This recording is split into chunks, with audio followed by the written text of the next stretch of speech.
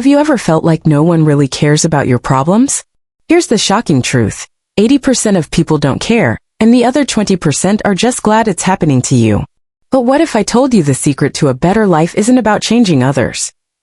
It's about choosing the right people to keep around you. Stick around, because in this video, we'll explore 5 life lessons that might just change the way you see everything.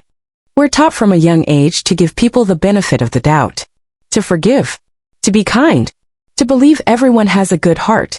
But here's what no one tells you growing up. You can be a good person and still choose to walk away. Not everyone is meant to stay. Some people are not bad, they're just not good for you. Maybe they don't mean harm, but they dismiss your feelings. They belittle your dreams. They change the subject when you speak your truth. You keep hoping, maybe if I explain better, they'll understand me. You keep giving time, energy, second chances. But each time you walk away a little more hollow. Let's be honest, not everyone is emotionally safe. Some people are chaos in disguise. They smile with their mouths but hurt with their presence. They may not hit you with words, but there's silence when you needed support. Their eye rolls when you share your excitement. Their passive aggression. It all chips away at you quietly. And then one day you wake up and realize you've been starving for connection in a room full of people. That's when it hits you, kindness needs boundaries. You don't know everyone your story. You don't have to stay where you're not celebrated. You don't have to keep justifying your worth to people who only see your flaws. Energy is currency, and you've been overspending on the wrong ones. So here's the shift. Start treating your space, your attention, your inner peace, like sacred ground. Protect it. Because life is too short to beg people to care. Too precious to keep proving you matter. And too beautiful to waste time trying to be enough for those who were never meant to get you in the first place.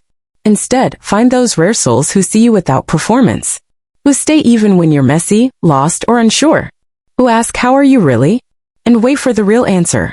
That's your tribe. And when you find them, you'll wonder why you ever settled for less. Gratitude is quiet.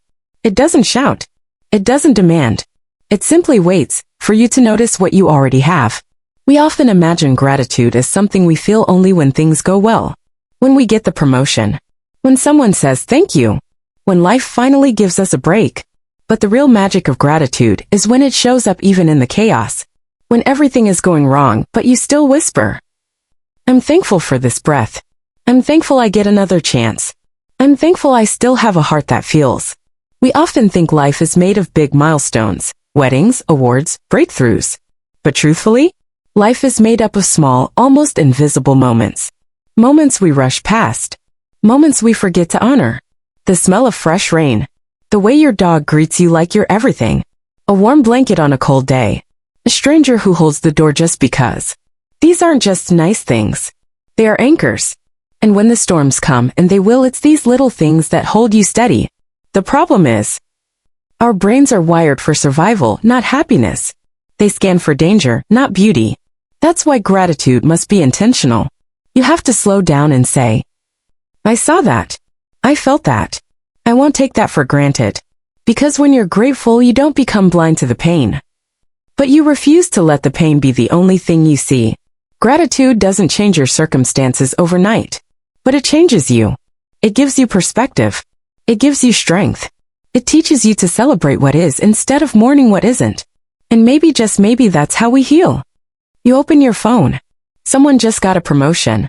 Someone else is traveling again. And another person is living their best life again. You smile, but inside, you feel behind. Small. Like your life is less. But here's the truth no one tells you.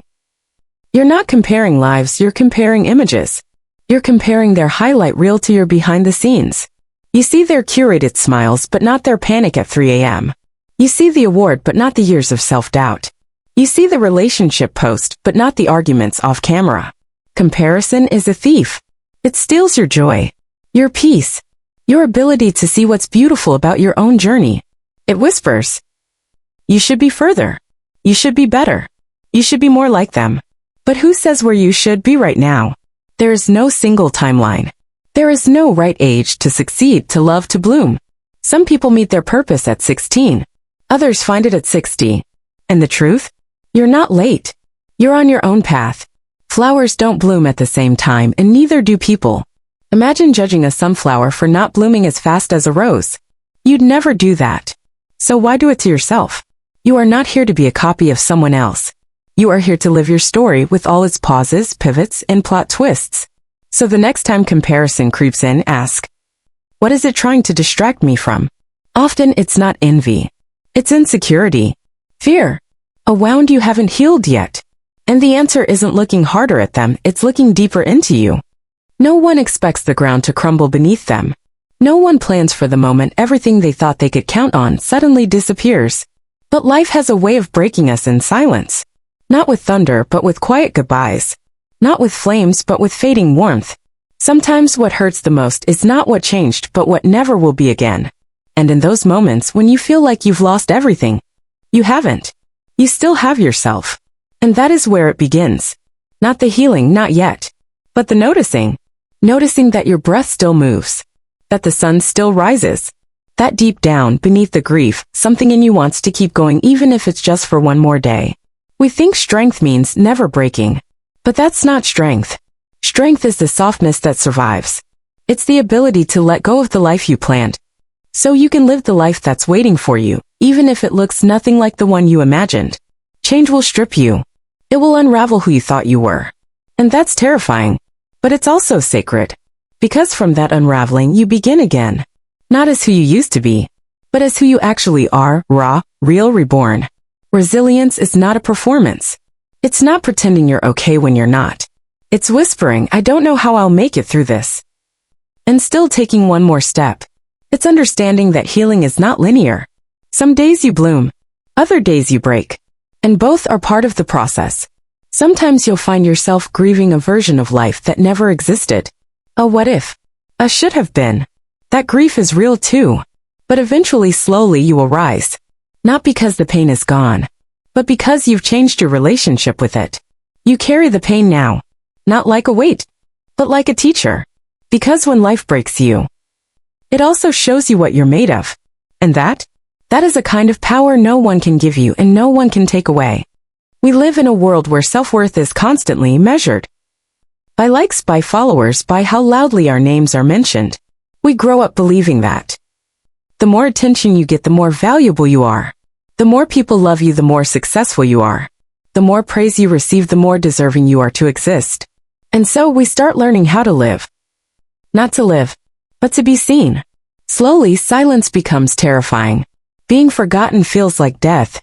And being ignored starts to feel like we're invisible, or worse, like we don't matter at all. But there's a quiet truth you only discover when you've walked through the deepest loneliness. You don't need to be seen to be valuable. You don't need to be chosen to be worthy. And you don't need to be loved to know that you are already whole.